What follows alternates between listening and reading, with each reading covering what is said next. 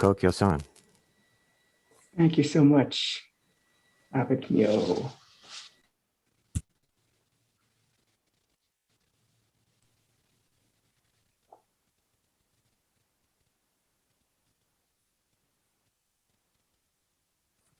Today is the first day of spring.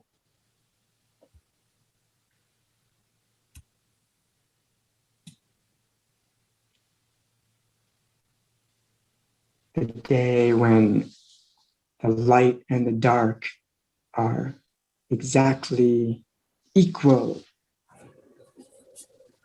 The equinox.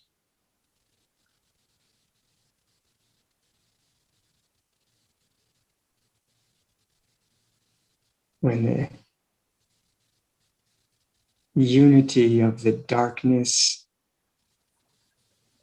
in which no thing can be distinguished, and the multiplicity of the 10,000 things appearing in the light are exactly equal.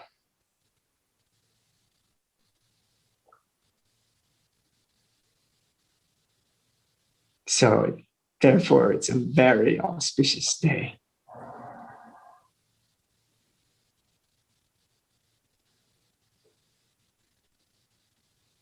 In the Book of Serenity, that ancient collection of Zen stories, in the very first case, there's a verse that says, continuously, the mother principle runs her loom and shuttle, weaving the ancient brocade, incorporating the forms of spring.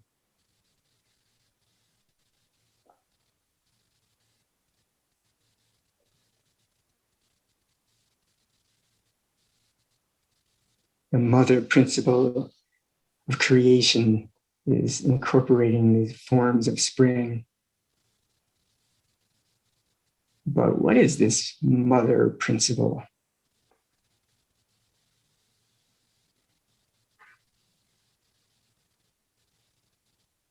Well, today, I invite you along with me to leap from this first case of the Book of Serenity to the very end of the book, case number 100, the grand finale of the Book of Serenity, a story called Lanya's Mountains and Rivers, case 100. And the introduction, the warm-up to this story for today goes like this.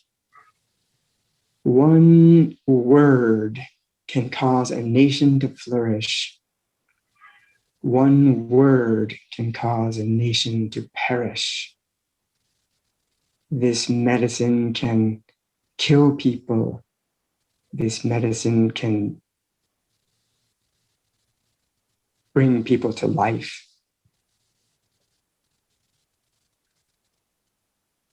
The benevolent, seeing this, call it benevolent. The wise, seeing this, call it wisdom. But tell me, where does the benefit or harm lie?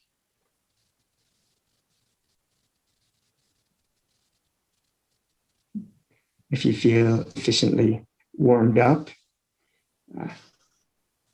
here's the case. Here's the story. A monk asked teacher Lanya Jiao, purity is originally so. purity is originally thus. How does it suddenly produce mountains, rivers, and the great earth? And Lanya said, purity is originally thus. How does it suddenly produce mountains, rivers, great earth?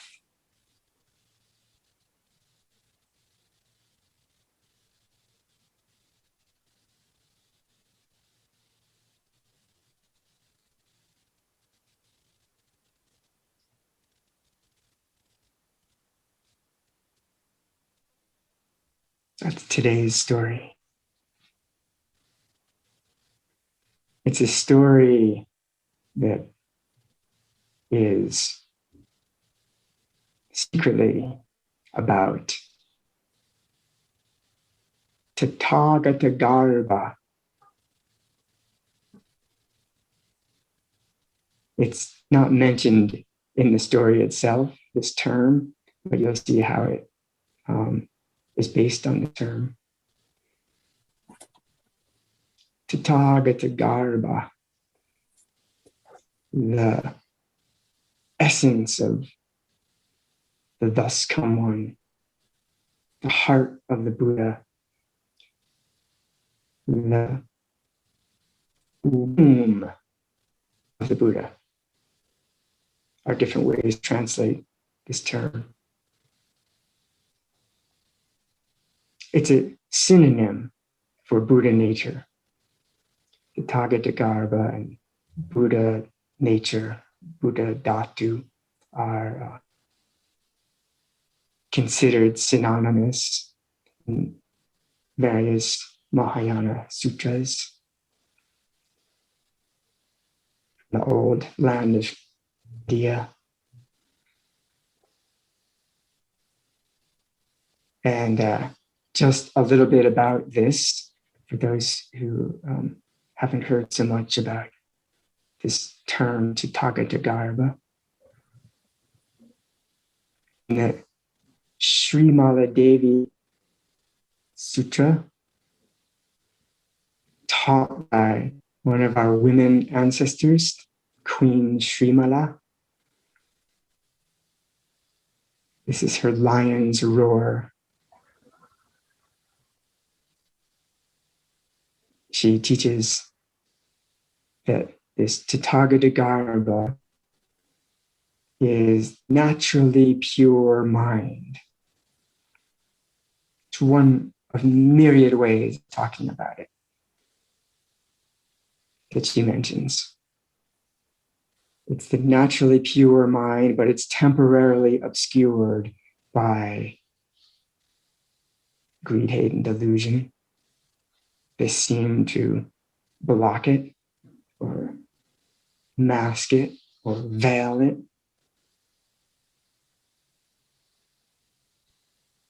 At least they seem to for us. Which is why when we're feeling greedy, hateful, or deluded, it doesn't seem like our mind is naturally pure.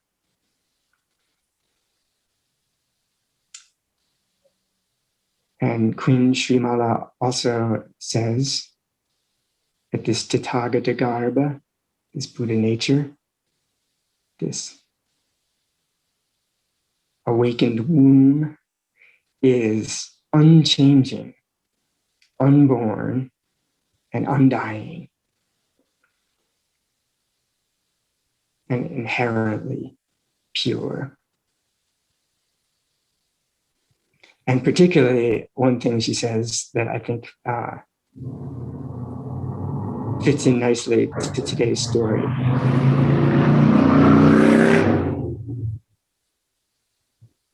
is that this Tathagata Garbha is the basis, support, and foundation of all Buddha qualities like love and compassion. And it's the basis, foundation, and support for all conditioned phenomena. This teaching might be somewhat unique to this Srimala Devi Simhanada Sutra.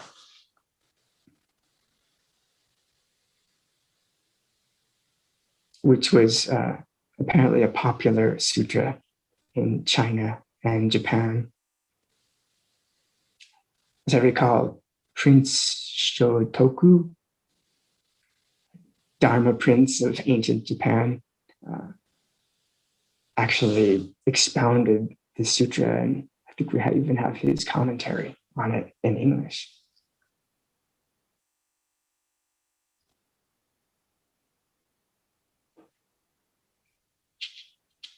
Lest we think that this has nothing to do with our particular lineage of Dogons practicing verification. Dogen Zenji has an essay called Buddha Nature, in which he quotes the 12th Indian ancestor, Ashvaghosha, who taught, apparently, that the forming of mountains, rivers, and the great earth is totally dependent on Buddha nature.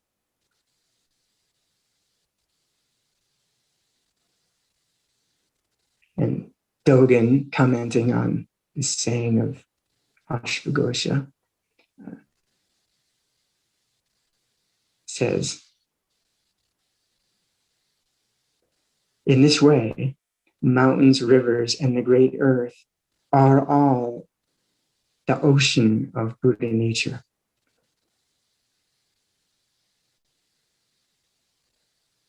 Mountains, rivers, and great earth are the ocean of Buddha nature.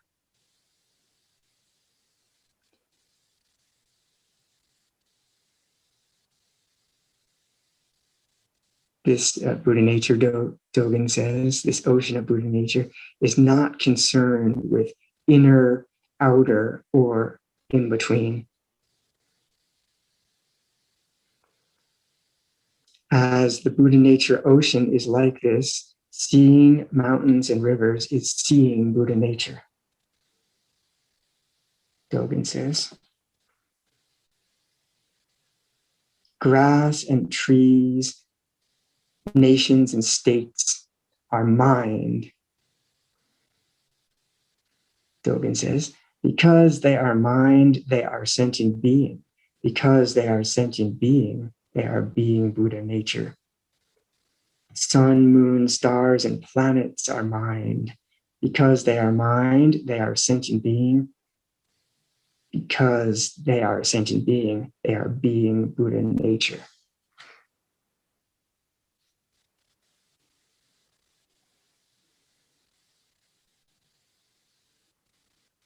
So our ancestor Dogen Zenji says it like that. This is all kind of some background to this story. And this story is actually a quote, this question that the monk asks is a quote from the Shurangama Sutra, the heroic march scripture. Another Tathagata Garbha classic. And it's interesting to me that when the monk asked the question, he doesn't mention the previous sentence, which mentions Tathagata Garbha. Maybe in Zen they felt like it sounds like too much of a technical term. Let's just leave it off and call it just purity. But you all don't mind a few technical terms, do you? So we've already heard this term Tathagata Garbha. So please allow me to quote the sutra just before this part, leading up to this question of the Book of Serenity story.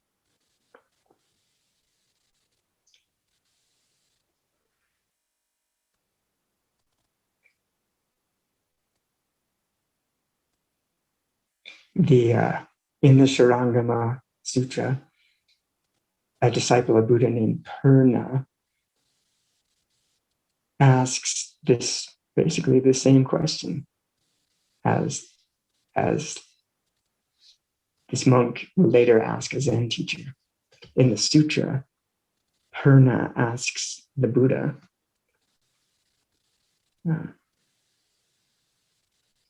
like this. He says,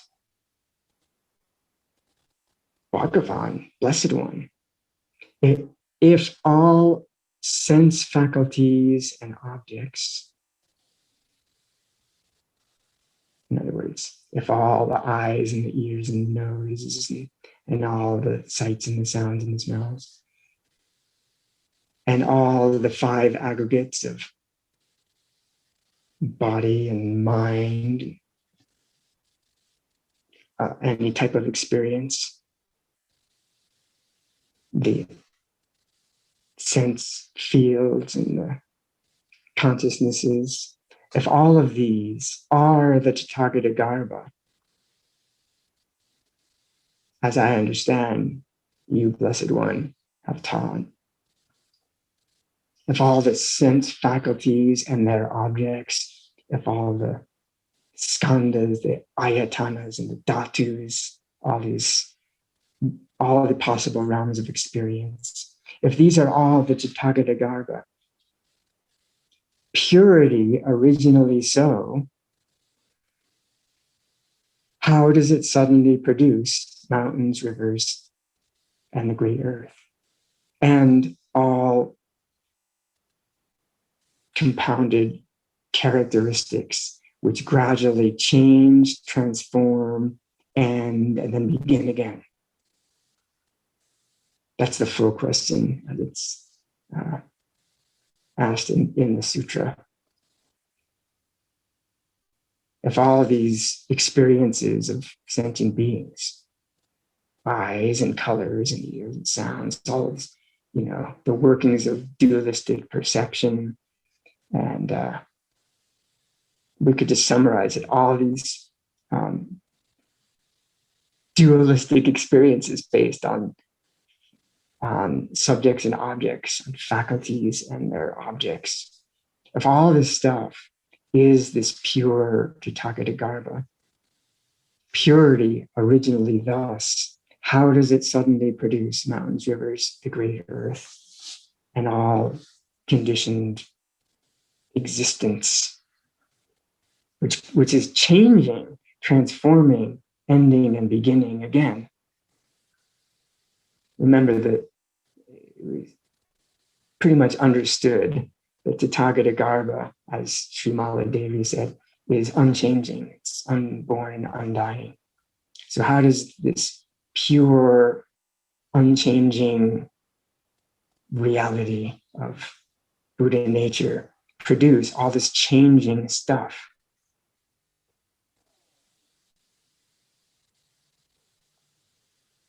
So in the koan case, it's just like abbreviated version of this question. Instead of saying Tathagata Garbha, purity originally so, how does that produce mountains, rivers, and the great earth? The monk asks, purity is originally so, how does it produce mountains, rivers, and the great earth? So you see, purity is referring to Tathagata Garbha in the sutra. And in the sutra, the Buddha, of course, feels responsible to answer Purna's question. And since this is before the days of Zen, where the answers are very pithy and direct, the Buddha gives a little bit more elaborate answer, as is the Indian style. So it's interesting to me that there's like, in the sutra, there's this question and an answer. And in this case 100 of the Book of Serenity, there's the same question, but a different answer, a Zen answer. But it may be interesting to hear the Buddha's answer in the sutra.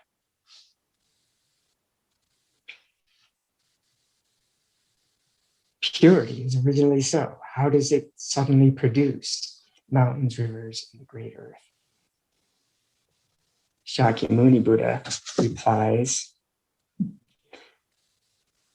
like this: that Tathagata Garbha is the original, wondrous, perfect, and complete mind.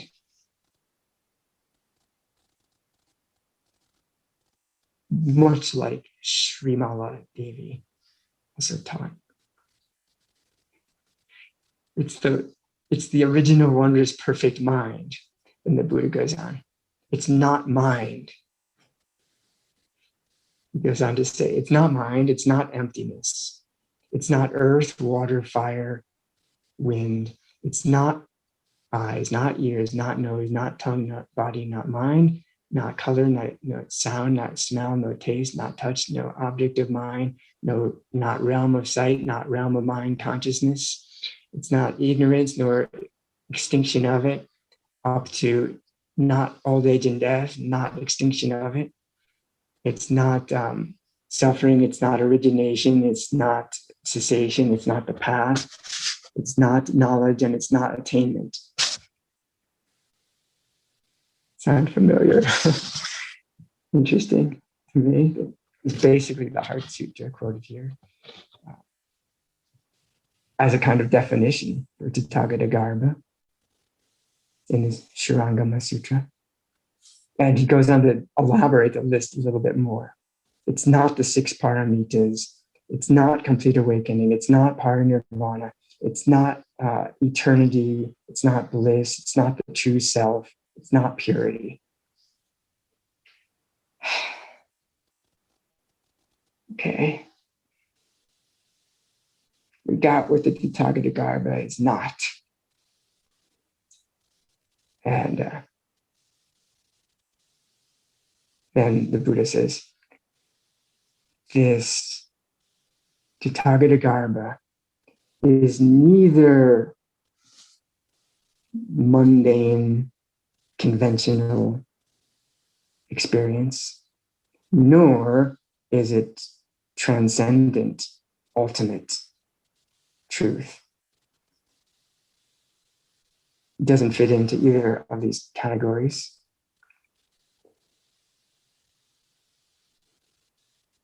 It is mind's original knowing. It is, now we're going to hear what it is. It is earth, wind, fire, and water. It is mind emptiness. It is eye, it is ears, it is nose, it is tongue, it is body, it is mind, it is color, sight, sound, smell, taste, touch, object of mind. It is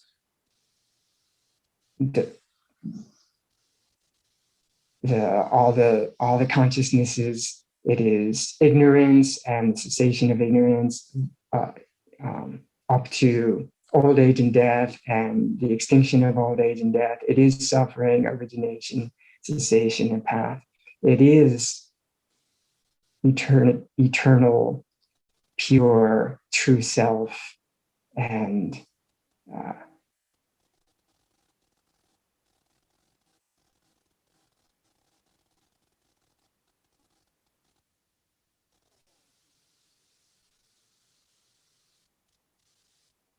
it is the true mind of awakening, perfect in everyone.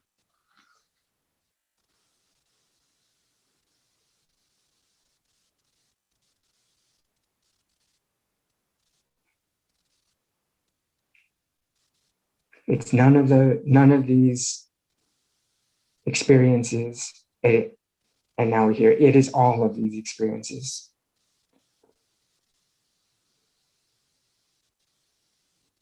And then the Buddha says, it's like this person, maybe this was a story that was kind of known in the old days, but maybe a story was first told here of this person named Nyanyadatta of Shravasti. And Yajnadatta one morning happened to look at himself in a mirror and saw the face in the mirror and fell in love with the face in the mirror. Much like the Western myth of Narcissus. Became like actually super attached to this person that she saw in the mirror. But at the same time, she became kind of obsessed and attached to this person in the mirror. She felt like she lost her own face. She couldn't find her own head in this story. And she went mad, totally insane, screaming through the town, saying, I've lost my head. Where is it? Somebody bring it back. Something like this.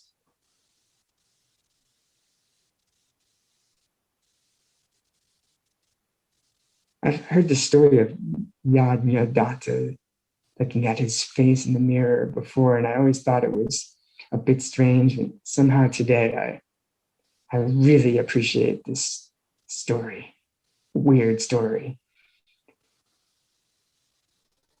that Yajnadatta did his own face in the mirror, thought it was somebody else, and got like all these kleshas going around his face. He grasped at this face that seemed to be somebody else. And at the same time, he thought this face was somebody else and got all like worked up about it. He also felt like he lost his own face. He couldn't find his own face. So the Buddha doesn't exactly explain how this is related to all the stuff he just said before, but we might be able to see how it's like we're seeing something that's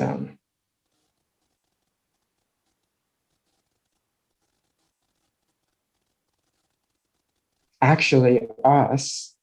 It really is ourself, but we think it's something else. And when we think it's something else, we grasp it or try to get away from that, get all confused about it.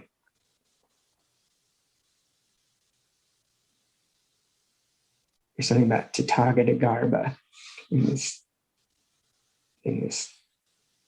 little story of Nyanyadatta.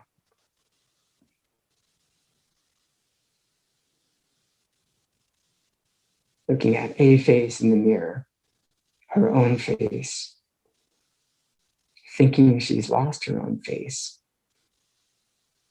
and getting worked up about the image that's appearing.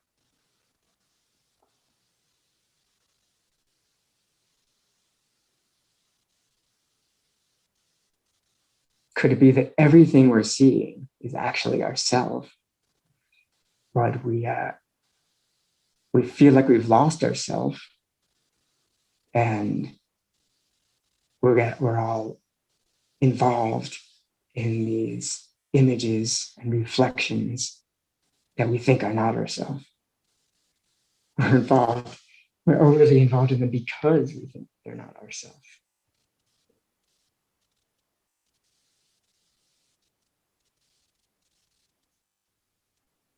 So that's how the Buddha replied to Purna in the Shurangama Sutra. Then later, this is around the 10th century in China when Lang Ya lived. And This monk came to Lanya and quoted this section of the Shurangama Sutra and said, purity is originally thus. How does it suddenly produce mountains, rivers, and the great earth? And Lanya said, purity is originally thus. How does it suddenly produce mountains, rivers, and the great earth?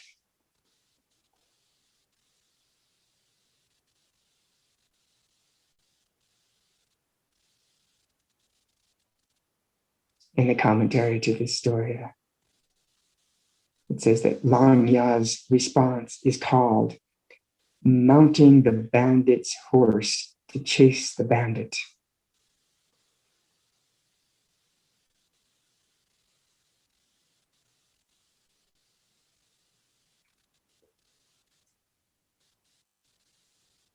Mountain rivers and great earth are original purity.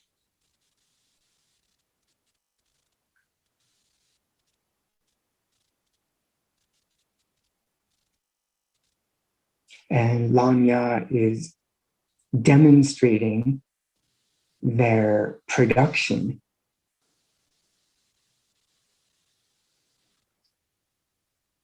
with words.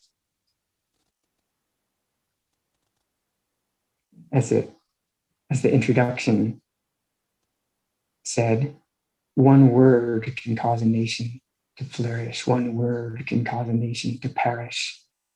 Words and conceptual thoughts are powerful, very powerful. We might say that the Tathagata Garbha, the womb of Buddha, gives birth to mountains, rivers, and earth through the medium of sentient beings with conceptual consciousness. That's how I would understand it. I would say if there were no sentient beings around, and it's not like there's some non-sentient Buddha nature that produces mountains, rivers, and earth. That sounds maybe like Genesis in the Bible. And then the people came later and the animals came later, right? That's a little different. Tathagata Garbha, according to these sutras, as the foundation and the basis, produces all phenomena, but it does so through us, through the minds of sentient beings. Like Dogen Zenji said earlier, sun, moon, stars, and planets are mind. Because they are mind, they are sentient being. Because they're sentient being, they're Buddha nature. We could say Buddha nature expresses itself as sentient beings, and sentient beings express themselves as mind, and mind expresses itself as mountains, rivers, and earth. And I think one of the beautiful things about these Buddha nature teachings is that the world of mountains, rivers, and earth, and all its problems and joys and concerns are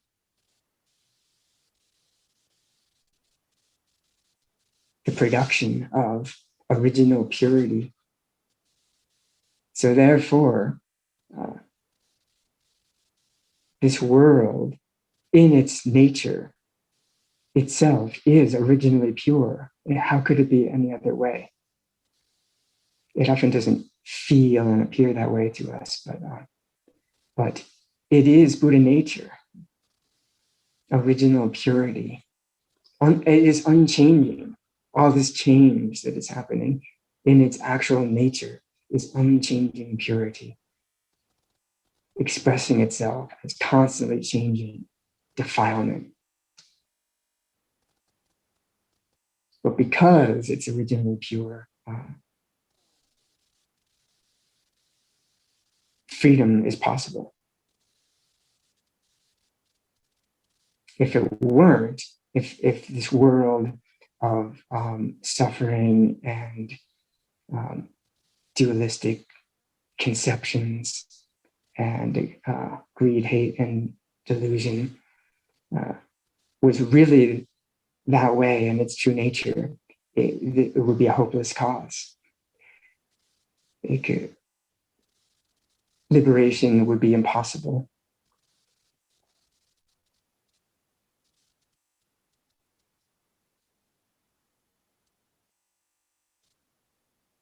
So just like there's the face in the mirror can be perceived as somebody else, something else apart from ourselves, and therefore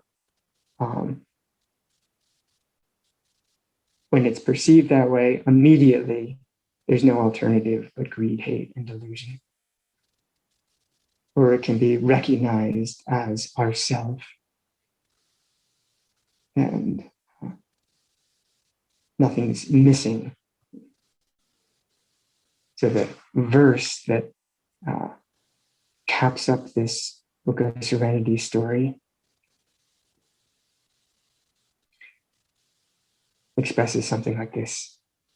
Hunger's verse says, seeing existence without considering it existent, turning the hand over, turning the hand back. The person on Mount Lanya does not fall behind Gautama, the Buddha. On one, we see one side of the hand, and it seems to be not ourself, and we turn it over and see the other side of the same hand is, in fact, ourself.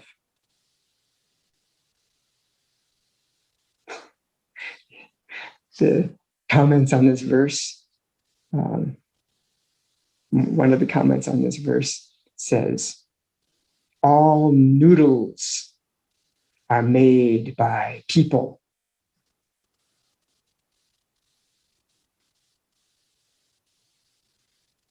That's the way they said it in the old days.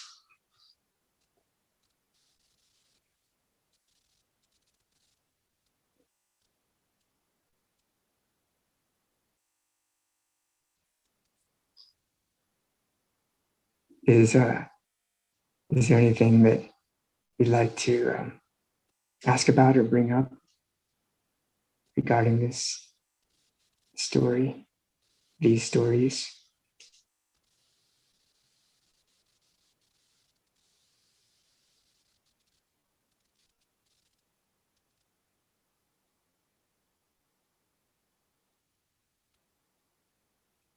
Do you believe it? I mean, maybe we've heard this kind of thing before, but I think many people in this world would be beyond shocked to hear that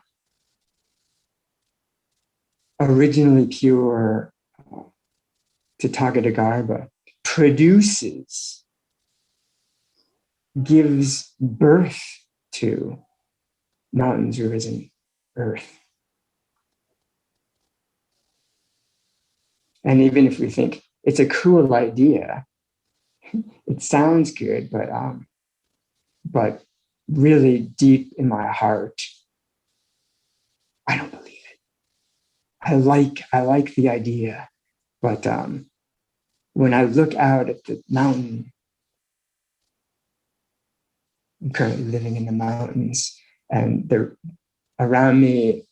I'm right down at the bottom of them. So when I look up at them, they look really, really big, and they look really solid, and all these storms don't seem to change them. And yeah,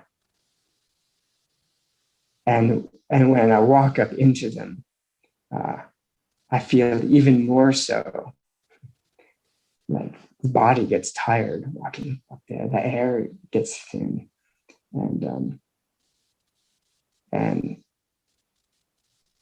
it's sometimes hard for me to open to this teaching of the Buddhas and the Zen ancestors that these mountains are produced by originally pure, unchanging, unborn, undying, pure mind of Buddha nature.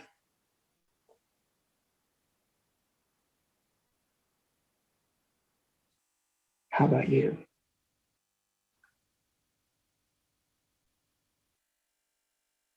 Yo-san. Can we get away with saying mountains, rivers, and the great earth are originally thus? Why stumble over purity?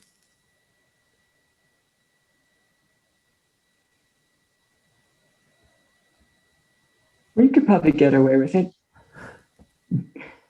You could get away with it. Could it be that that the word purity, particularly in these Tathagata Garbha teachings, is just another synonym for thus?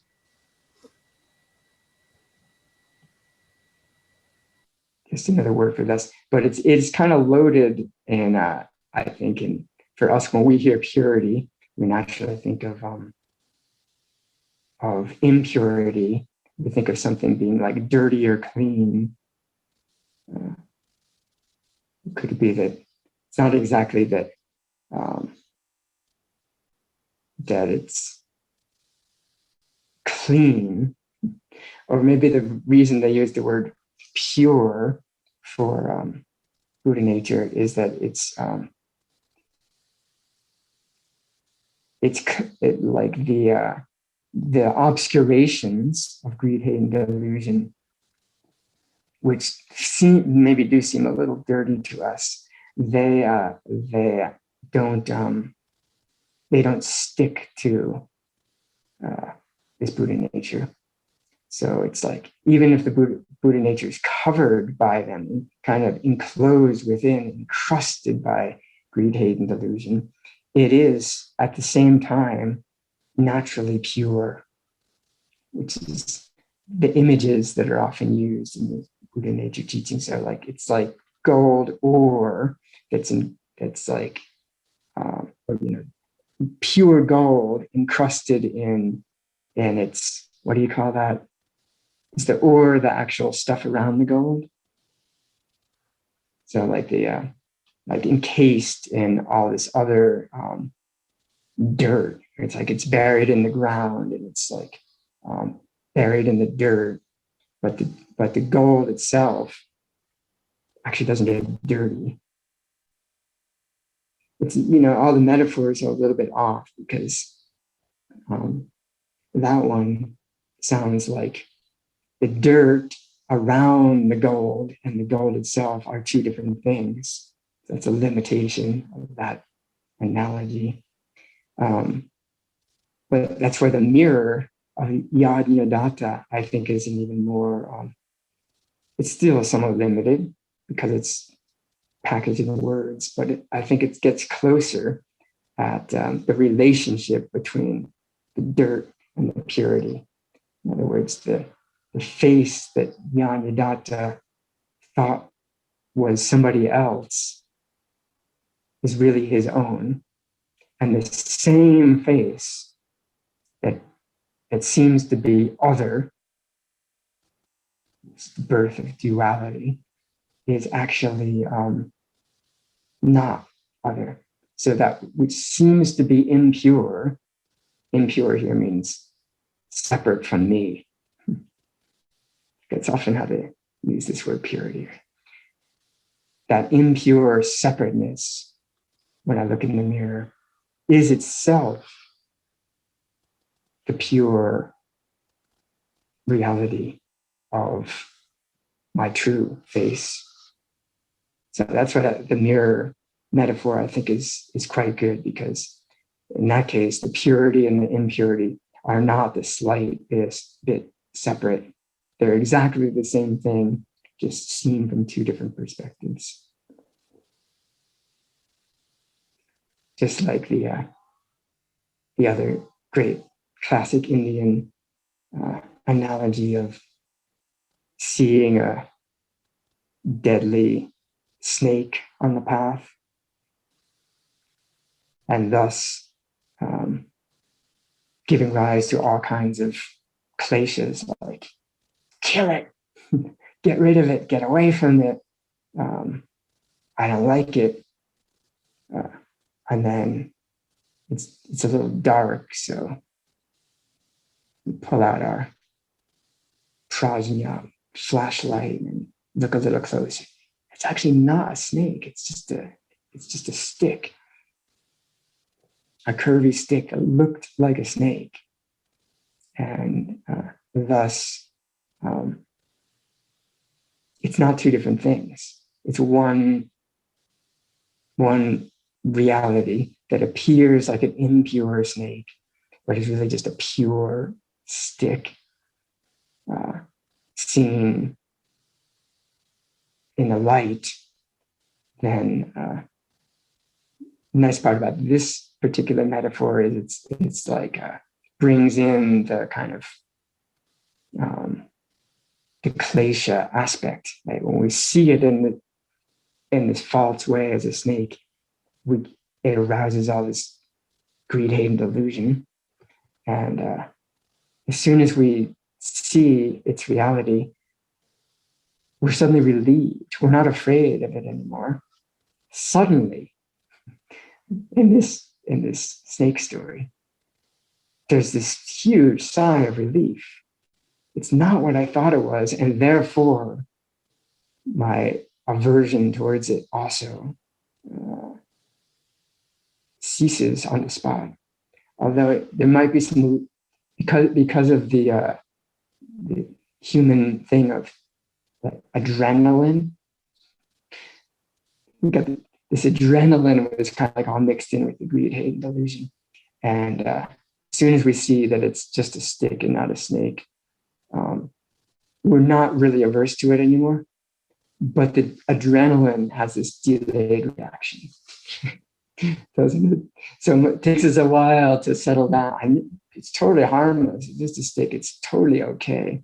But there's it takes a while for the adrenaline to catch up with the understanding. So I think that's kind of also how it is for us around these things. Just wanted to note that John has a digital hand up there. Digital hand. John. Hi, Reverend Kokyo. Let's see. Well, I wanted to clarify one thing. I have a question, but just is this the same Master Lungya as quoted in the Ehe Kotsu Gamon? No, it's a different one. This is Langya instead of Lungya. Yeah. And there's, I tried looking into Langya and see if we find some other stories about him, and there's not much known about him. He's in the Linji lineage in the kind of later period of 10th century.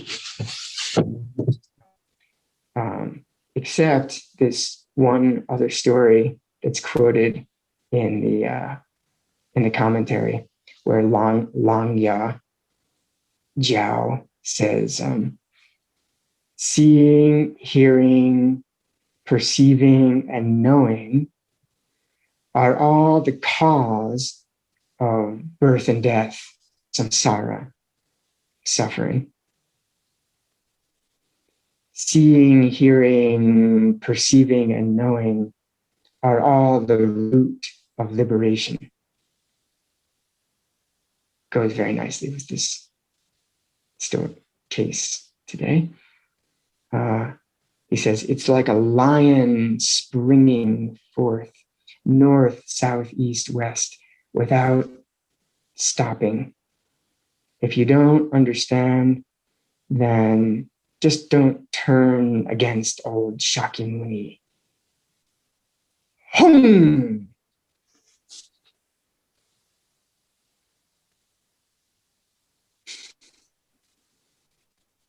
Hung is in this case, is a Sanskrit bija, seed syllable, that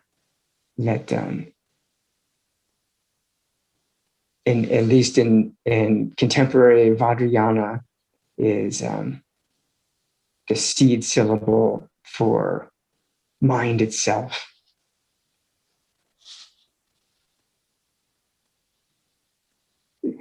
Did you have more question, John? Well, so I wanted to lay it onto the Thich Nhat Hanh, how he lays out the sort of the mind-only presentation. So he's saying, his presentation, if I understand it, is he's saying we have an object like a brain, and we have consciousness, and we would call one a mind, and we would call one an object of mind. And yet, whose presentation is this? Thich Nhat Hanh. Oh, Thich Nhat Hanh. Okay. And then he said, even though we might think that the brain precedes consciousness, to our way of understanding, we say that consciousness is necessary to even talk about having an object of consciousness. And so we would say this is the premise on which this duality of object and mind, and object of mind and mind can arise. And so we would say there's a kind of a mind underneath the two. I'm trying to make that mind underneath the two be Tathagata Garbha. The two being mind, which are the two? Or object of mind, and so like if I said I have a mind that is able to think of and perceive a brain, and that's co-arising, that I'm also having an inference of a mind that can do so, and that inferential mind is the sort of more basic mind. Yes. Well, I think it's wonderful, for one, that Thich Nhat Hanh brings out this point, because in modern times, brain is a big issue. We're very scientifically based. So I think many people would say, yes, this is all this mind only kind of thing sounds good, but really it all comes from the brain. So I appreciate Thich Nhat Hanh's more dharmic perspective, that actually what we call brain as a like physical object of perception is perceived by mind. So mind is kind of not exactly prior to, but more primary, generally in Buddha Dharma, than the objects of mind, like the brain. So people would say, well, but if we don't have a brain, there's no more mind. Actually, that's not what the tradition teaches, but it's what science teaches. And we do, of course, know that there's a strong correlation between the so-called brain and the mind. And we can test poking at areas of brain, and it affects mind, and vice versa. So there's definitely a relationship, but we can't really prove that there's no kind of mind when the physical brain dies. But we can't also prove scientifically that there is. So that's why People often feel this way. And as far as this thing of, that's an interesting question about underlying, because generally Yogacara tradition talks about the mind and the objects of perception, and it doesn't talk about anything underlying that. It's just we first look at objects and realize that they are actually mind, dependent on mind, and therefore the mind is in this dependent relationship. So the mind doesn't really exist on its own either.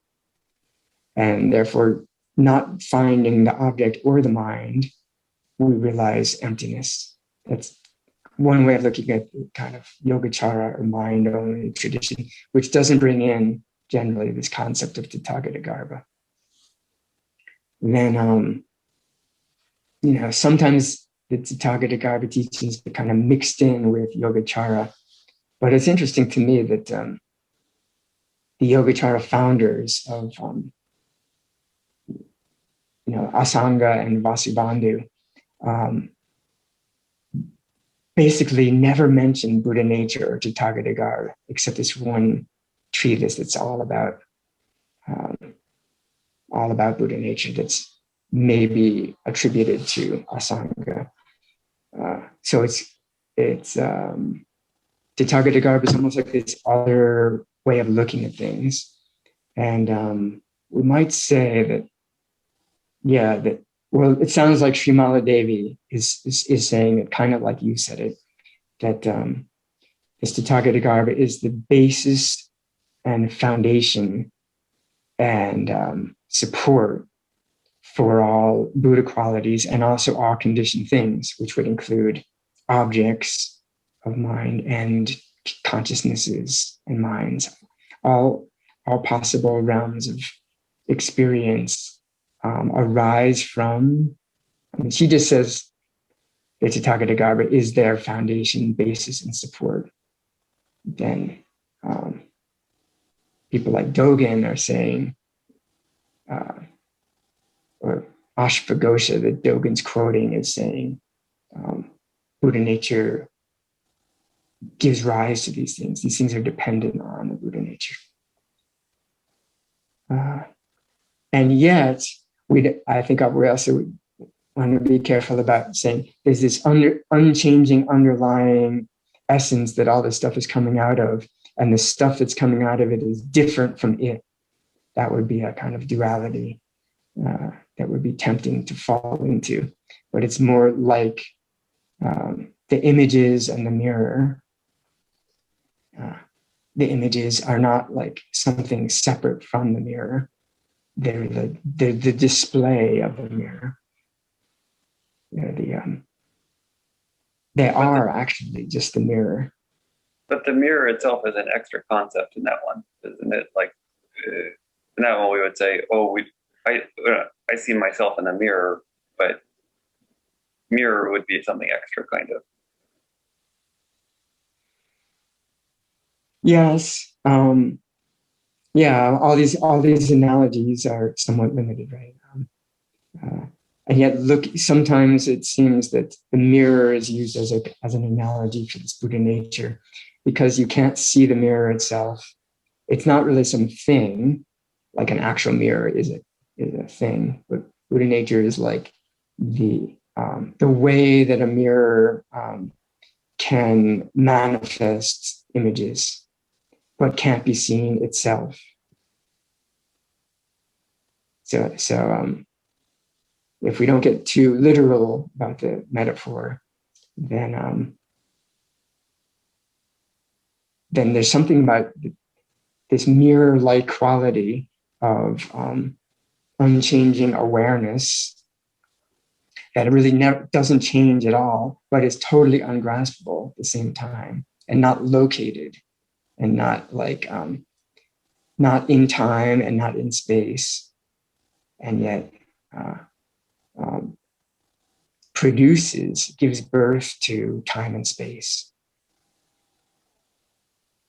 So it makes food, but it's not part of the digestive system, so to speak. How's that? it makes food, but it's not part of the digestive system. It doesn't. It makes food, but it doesn't need food. Yeah, I think that's an interesting question that maybe you can find teachings that probably fall on both sides of. Can there be Buddha nature without any manifestation? Can there be Dharmakaya without the Rupakayas? And I think generally Buddhist tradition leans more towards no. The two truths are always inseparable. There's no ultimate without conventional, which is, I think, really beautiful teaching. Sometimes it starts sounding like Dharmakaya is prior to, and there can be a pure Dharmakaya without any manifestation, and then later it can manifest. I don't think usually, like in the sutras, usually we don't find it quite that way. I think that tradition's beautifully trying to keep this non-duality of relative and ultimate always intact. So in that way, you could say the Buddha nature is producing mountains, rivers, and earth, and yet it must always be producing something. It's always good. It must be manifesting in some way. There's no unmanifest Buddha nature. That would be something we could investigate further. Excuse me, we have another event to manage this morning, so maybe if there's just one more question or comment.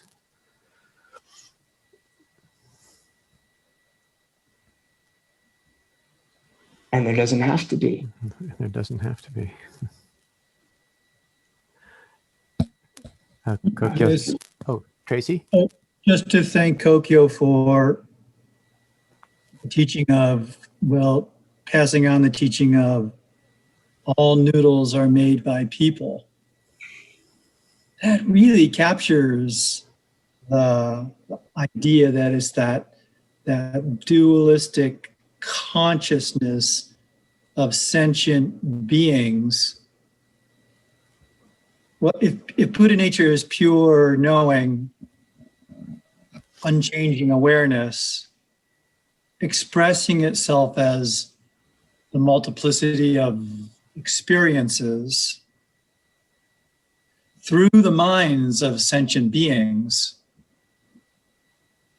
through the dualistic minds of sentient beings, creating mountains and rivers, that all noodles are made by people really colorfully captures that latter part of what you said. Thank you. And that the original story is such a beautiful response. Instead of a long explanation, Lanya just demonstrates through his words and words of mountain, river, and earth, various mountains, rivers, and earth. That's how original purity expressing itself through Lanya actually produces mountains, rivers, and earth with these very words. The original words were a question. How does that happen? It happens like this right now. So we've produced a lot here. There's a whole world now created and will continue to be. So thank you for your presence today, and enjoy whatever's next, and incorporating all the forms of spring.